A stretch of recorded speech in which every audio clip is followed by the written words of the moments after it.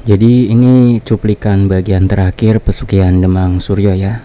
Mungkin di sini saya bacain tanpa edit sekitar 10 menitan ya. Dan yang nanti di fakta sejarah itu sampai ya sekitar 1 jam ya, kurang lebih durasinya 1 jam. Dan di sini hanya cuplikan saja. Yuk kita mulai yuk.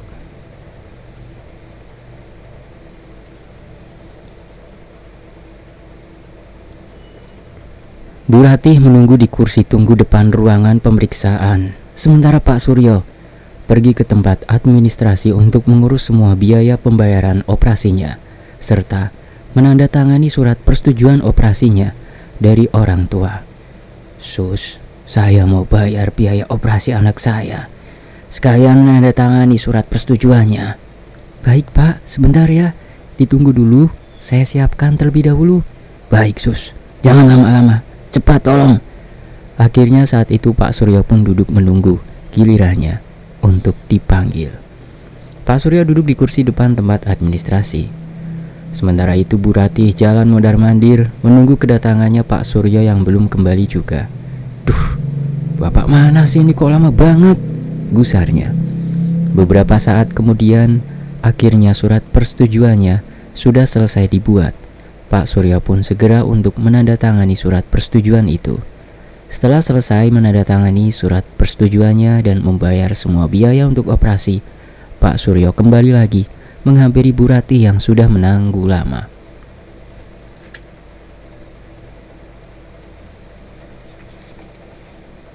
Menghampiri Bu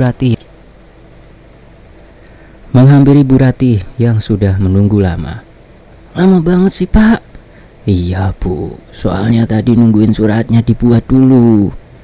Singkat cerita, Mayang tiba-tiba datang menemui Bu Ratih dan Pak Suryo yang sudah ada di rumah sakit, tepatnya di kursi tunggu depan ruangannya Dinda. Gimana keadaannya Dinda Bu? Dinda mau dioperasi nanti sore Mai. Operasi Bu? Emangnya Dinda sakit apa? Kata dokter, Dinda sakit masalah pernafasan Mai di paru-paru. Kok bisa Bu? Padahal selama ini kelihatannya Dinda baik-baik saja. Tapi emang akhir-akhir ini setelah sakit Dinda itu sering sesak nafas Mai. Semoga operasinya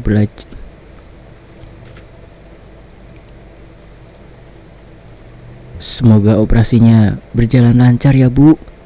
Iya Mai. Bu, Bapak pulang dulu ya. Mau pergi ke kebun, ada yang harus diurus. Ini ada pesanan. Iya Pak.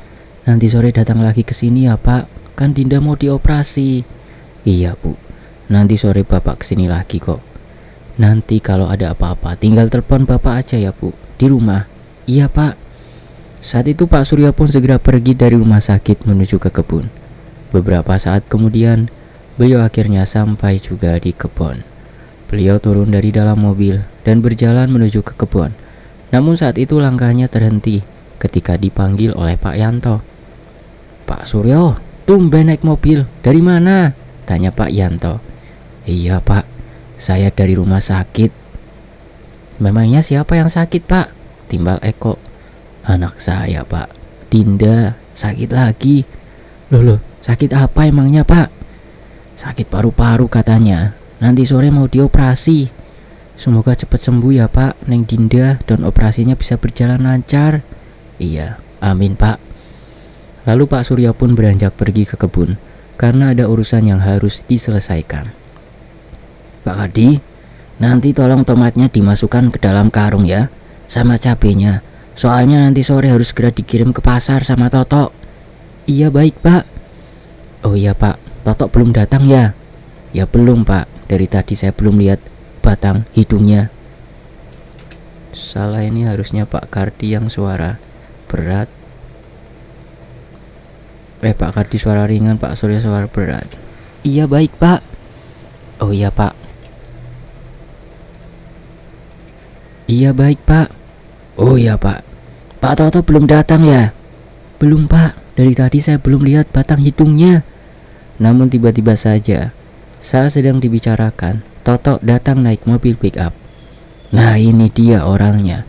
Baru saja diomongin sudah datang. Kamu dari mana Tok? Kok baru datang? kata Pak Kardi. "Heh?" tanya Pak Suryo. "Tadi saya kan ngantarin beras Pak ke kecamatan." "Oh iya, saya lupa Tok.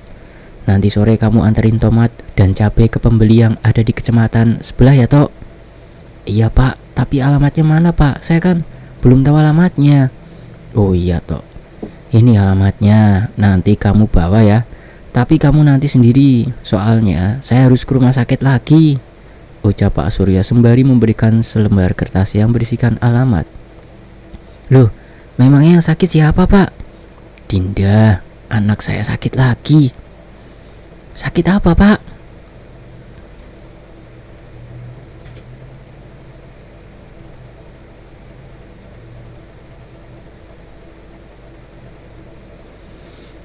"Udah, kamu hitung dulu Tok. Udah Tok, kamu hitung dulu sana, ditimbang wortelnya." "Iya Pak." Totok pun segera menimbang wortel yang sudah dipanen dan sudah dipilih oleh beberapa petani wanita. Sore harinya Pak Suryo bersiap-siap untuk pergi lagi ke rumah sakit. Akan tetapi sebelumnya Pak Suryo mempersiapkan perlengkapan, karena tadi pagi belum sempat membawa perlengkapan yang dibutuhkan. Sekalian Pak Suryo mau mandi terlebih dahulu, karena pasti susah kalau mau mandi di rumah sakit.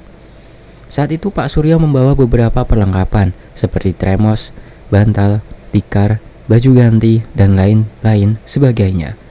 Namun semua yang menyiapkan Bi Ija. Pak Suryo ya tinggal nyuruh-nyuruh saja. "Bi, tolong siapkan perlengkapan yang harus dibawa ke rumah sakit ya." "Oh ya, tremos jangan lupa sekalian Bi." "Iya Pak, baik." Saat itu Pak Suryo mandi terlebih dahulu, sementara Bi Ijah menunggu Pak Suryo mandi sambil menyiapkan beberapa perlengkapan yang harus dibawa. Hari semakin sore, Pak Suryo bergegas kembali lagi ke rumah sakit karena operasinya akan segera dilaksanakan. Saat itu Pak Suryo pergi ke rumah sakit mengendarai mobilnya karena tempatnya cukup jauh dari pelosok desa. Beberapa saat kemudian Pak Suryo akhirnya sampai. Sesampainya ternyata Dinda sudah memasuki ruang operasi karena sebentar lagi operasi akan segera dilakukan. "Bu, Dinda di mana?" "Dinda sudah di ruangan operasi Pak, sebentar lagi operasinya akan segera dimulai." "Ya, Bapak telat dong Bu, udah lihat Dinda dulu." "Tidak apa-apa Pak, yang penting sekarang kita doakan Dinda saja, semoga operasinya berjalan lancar." "Iya Bu." Hari semakin petang, Pak Suryo dan Bu Ratih serta Mayang yang duduk menunggu Dinda berdoa bersama di depan ruang operasi. Setelah menunggu beberapa jam, akhirnya lampu ruang operasi padam, yang artinya operasinya sudah selesai. Krek, suara pintu ruangan operasi dibuka oleh dokter. Segera Bu Ratih, Pak Suryo dan Mayang menghampiri dokter yang ada di ambang pintu. "Operasinya anak Bapak dan Ibu berjalan dengan lancar. Tapi," ucap dokter, "tapi kenapa Dok?" "Tapi Dinda masih sangat lemas. Wajahnya juga memucat." Iya lumrah kan Dok, baru operasi." Sementara di sisi lain malam itu, bapak-bapak jam 8 malam mau ke warungnya Bu Surti. Mereka sudah janjian tadi sore untuk ngopi malam-malam. "Warung Bu Surti masih buka ndak ya Pak?" "Yo masih Pak, sepertinya. Kita lihat aja, kalau tutup ya kita ngumpul di pos saja." Mereka berempat pun segera berjalan menuju ke warungnya Bu Surti. Ternyata sesampainya di sana, warung Bu Surti masih buka. "Bu, pesan kopinya 4 ya, seperti biasa," ucap Pak Kardi. "Iya bapak-bapak, tunggu ya sebentar." "Iya Bu." "Tumben Bu, bukanya sampai malam gini." "Iya Pak, soalnya tadi saya buka mulai dari sore, siangnya kan saya tutup." "Oh pantesan saja Bu, bukanya sampai malam gini." Beberapa saat kemudian pesanan kopi mereka pun sudah siap dihidangkan. "Ini Pak, silakan," ucap Bu Surti sembari meletakkan kopinya di atas meja. "Demang Suryo sekarang sedang di rumah sakit." "Emangnya Pak Suryo sakit apa Pak?" tanya Bu Surti. "Bukan Pak Suryonya yang sakit Bu, tapi anaknya." "Siapa? Mbak Mayang?" "Bukan Bu, tapi Dinda." "Loh, emangnya Dinda sakit apa?" "Katanya sakit paru-paru Bu, tadi sore sudah mulai dilakukan operasi katanya." "Semoga saja operasinya berjalan lancar ya Pak, dan cepat sembuh. Kasihan masih kecil sudah punya sakit paru-paru." Hari semakin larut. Bapak-bapak pun bergegas untuk pulang karena warungnya Bu Surti sudah mau ditutup. Namun saat di depan warungnya Bu Surti saat akan pulang, tiba-tiba saja Pak Rejo jatuh pingsan. Brak! Bapak-bapak yang melihat pun panik bingung karena tiba-tiba saja kok Pak Rejo pingsan. Mereka pun mengangkat tubuhnya Pak Rejo bareng-bareng dan diletakkan di atas lincak panjang yang ada di depan warungnya Bu Surti. Tubuh Pak Rejo sangat dingin sekali, wajahnya memucat, namun disadarkan dengan diolesi minyak kayu putih. Belum sadar-sadar juga. Ini masih panjang ya, berarti kurang sekitar 30 menit lagi. Tapi nanti akan saya upload di Fakta Sejarah ya. Dan ini hanya cuplikan bagian masih di dalam bagian akhir atau tamatnya pesugihan Demang Suryo. Demikian ya teman-teman ya. Demikianlah. Terima kasih yang udah mampir ke Wen Antoni ini. Terima kasih ya.